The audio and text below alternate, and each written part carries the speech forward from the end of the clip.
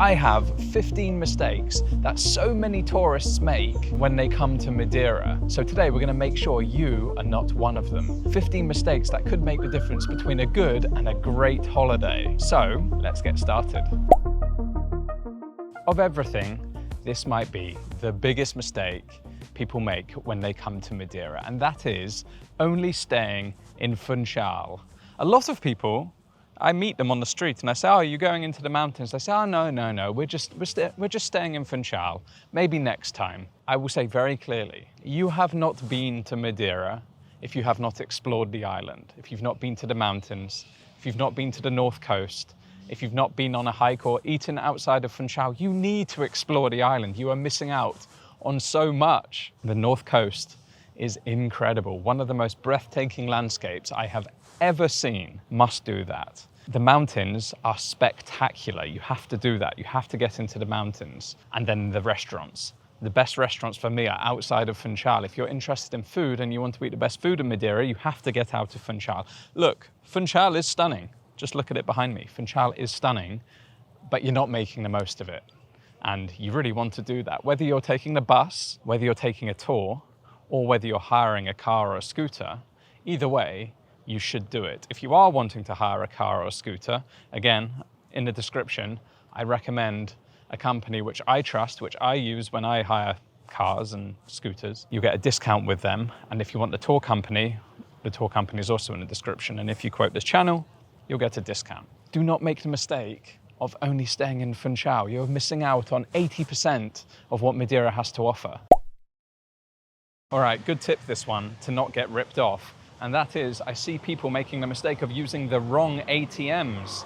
And there are two types of ATMs here. There are ones which you should use and ones which you shouldn't use. The ones that you shouldn't use are ones that look like this, they're Euronet or they're orange ATMs. And the ones that you should use have multibanco or MB on them. Basically, do not use an ATM that doesn't have multibanco on it.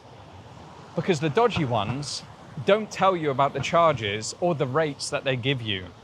They give you the most awful rate, and they put fees, horrendous fees, on top of that. Now, they're a bit sneaky. They've paid to go into locations which are convenient or outside shops, and I think they must pay commission to the shops to base themselves there. There's definitely more of them around, but you do not want to be using them. Look out for the multi-banco ones, because you're earning your hard-earned money. When you're abroad, you want it to go as far as it can. You're already doing the currency conversion. You do not want to be wasting money on these crazy fees. And if you want to make sure you get the most of your travel money, I recommend using Wise. And this is the Wise card. They're today's partners for this video, and genuinely, they've become my go-to for my travels abroad, for online payments in other currencies, and for transfers between currencies. It saved me a lot of money and a lot of hassle. And in this case, if you use the right ATMs, you're going to get the best rate available, the mid-market rate. So your money, when you're traveling, goes much further and you won't get stung by any of those fees. Everything is clear, everything is transparent. You have the app where you can control everything. You can hold accounts for multiple currencies, which is great for me, having British pounds, euros, and US dollars coming into me. So I really do recommend that you get one for your travels to Madeira or elsewhere. And if you would like to, there's a link in the description. You'll get a free card or no fees on a transfer up to £500. Yeah, to be honest, guys, I don't travel anywhere without it anymore, and I recommend you don't either.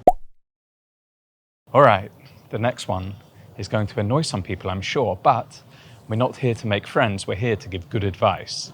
So the next mistake is eating in this road, or Santa Maria, the old town. You have people stood outside hawking you to come in. If they're serving good food and have good reputation, why do you need that? The menus are usually massive. Now, you tell me, can you have a menu that large and make the food fresh? And then also the menu is in a million different languages, is aimed at tourists, let's say that.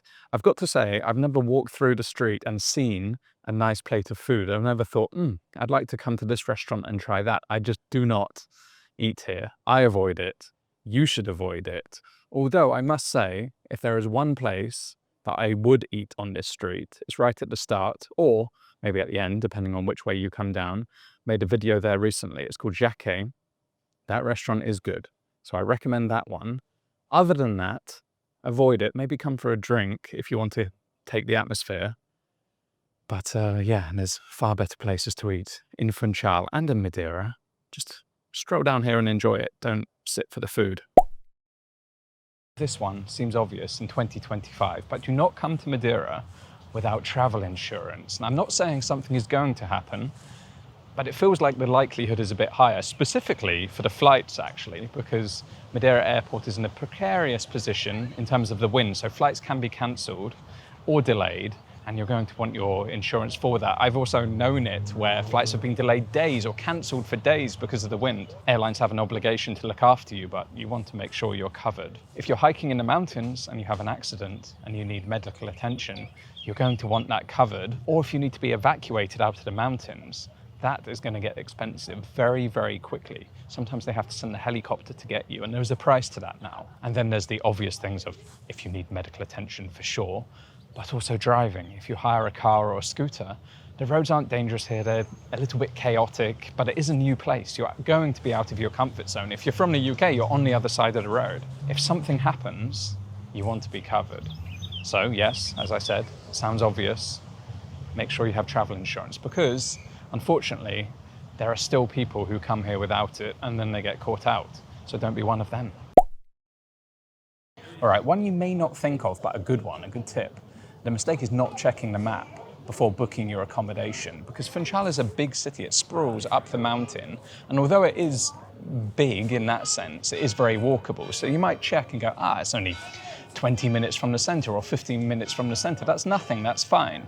But what it is 20 minutes up a hill like this, and there are lots of accommodations, especially Airbnbs, which are up on the hills, and I've seen people get caught out by that, and it's not the end of the world. You can catch buses, you can get a taxi, but if you're thinking of just having somewhere where you can walk around and come out into the streets, especially in the evening when it is so nice just to come out for a little walk, you want somewhere that is accessible. So check Google Maps, of course, but actually get into Street View and just have a look at what the street is like, and maybe follow the path into the center on Street View and just see what is it like. Now I get this one. You're planning your dream holiday to Madeira. You go on Google, you type in the best things to do in Madeira, and you see all these websites and all these videos telling you the same things, the same hikes, the same viewpoints, the same activities, and then you want to do those and check them off. You feel like you've missed something if you haven't done them.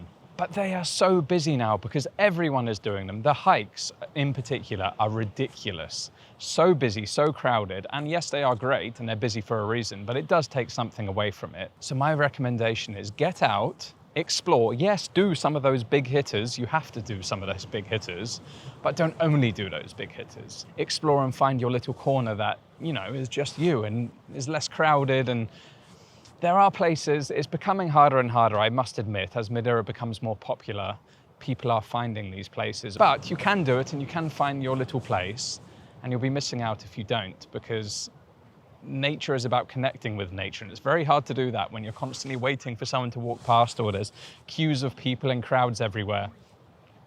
Find the peaceful side of Madeira. Not packing layers. Now, it sounds trivial, but it is an important one. Madeira is the type of place where it can be sunny and hot in Funchal, the next town can be cloudy, and then up in the mountains can be raining, all in one day. Or you go on the day trip and it starts off cold, but as the day warms up, it gets warmer and warmer and you want to, shed your clothes, or the other way around, or the rain comes and the sun comes. In fact, here, the sun keeps peeping through behind me. The mountain, I can see this thick, dark cloud like it's going to rain, and out to sea, I can see blue sky. So even where I'm stood now, things are changing. So do not make that mistake. Bring layers and prepare for all weather all year round. Don't just think that because it's summer, it's going to be hot, and don't just think that because it's winter, it's going to be cold. Depending on elevation and depending on where you are on the island, things change. Of course, it's me. So not trying local food is a big mistake when you come to Madeira. So don't book half board, and definitely do not book full board at your hotel, because trust me guys, the local food is not only delicious, but it's great value. So you're not going to be saving the money you think you're going to be saving. Maybe like in other destinations where local food is expensive. Here, because it is such good value, you're not actually saving that much. And the hotel food, trust me, is not as good as the local food out in the restaurants. And it's so easy and accessible. In Funchal, you can just walk out and find a lot of restaurants, of course. And when you're going around the island, you're going to want to stop for lunch or go somewhere for dinner anyway. So don't do that. Definitely get out and try the local food. It's not scary. It's familiar stuff, let's say. If you want to guarantee that you get good, local, authentic food every single time you eat, you can buy my Madeira food map. Over 160 places on that map. I promise you, if you're using that to plan your food, you're not going to go wrong. Links in the description or scan the QR code, but definitely get out and try the local cuisine. You won't regret it. Now, not booking in advance seems like an obvious one, but I still get people messaging me saying, should I book a tour now or should I book when I get there? And then obviously hotels, you have to book in advance. But with how popular Madeira is now, not booking far enough advance, your choices are a bit limited and you're probably paying more. But the tours thing, book as early as possible, because if you want the good, reputable tour companies, then you're going to need to book in advance because they're the most popular ones. Naturally, they have good reviews or they have good recommendations. I recommend a tour company. I filmed with him before. I've got a few videos with him. All his details will be in the description, or you can scan the QR code. But do not make the mistake of waiting until the last minute, because people message me saying, I'd love to have booked with Duarte, but we left it too late and he doesn't have anything available for our dates. Well, don't fall foul to that. Get everything organized early because you don't want to be disappointed. You want to enjoy your holiday and there's so much to see, you don't want to miss out. Not respecting nature and landscapes. Two different things really, but not respecting nature. Take a bag for your rubbish when you go to the mountains, for example. Take a bag for your toilet paper when you use the bathroom in the mountains, because that is disgusting. There's toilet paper all over the hiking trails where people just find a little corner and use the bathroom and throw their tissue there. It doesn't decompose, it stays there and it's disgusting. And it's just not respecting nature. Stay on the hiking trails, because if you come off them, you can destroy the nature, of course. Don't just go trampling or picking flowers or whatever else other people do here. Not you, because you are the good ones. But also respect the landscape, because it can be dangerous. It is dangerous. Accidents happen. Things do happen. People go missing. People die. Don't be one of those, of course. You don't want to be one of them. So respect the wild landscape. If it looks dangerous, it probably is. If there's railings, respect them. If there's no entry signs, respect it. I don't need to say it anymore. Don't be one of those who ends up in the news and people are going, it serves them right. They didn't respect the island. This is one I never really thought of until I bumped into so many people who told me that this is what they were doing.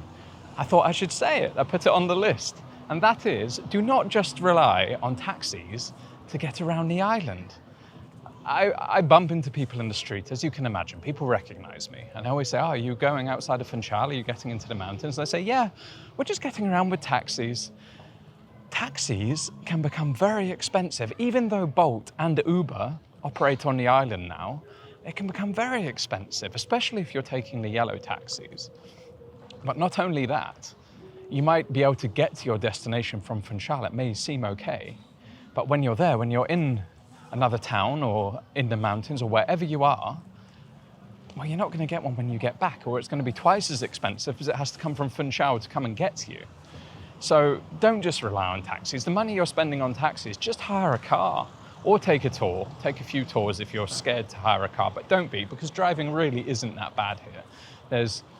I think people make blog posts and videos saying it's dangerous to drive because it gets clicks and it gets views, but it's okay. Use your common sense, have insurance, and just take your time. You're not in a rush, but yeah, don't rely on taxis, but good for your wallet, but also good for your itinerary, because you're on your terms, you're on your time.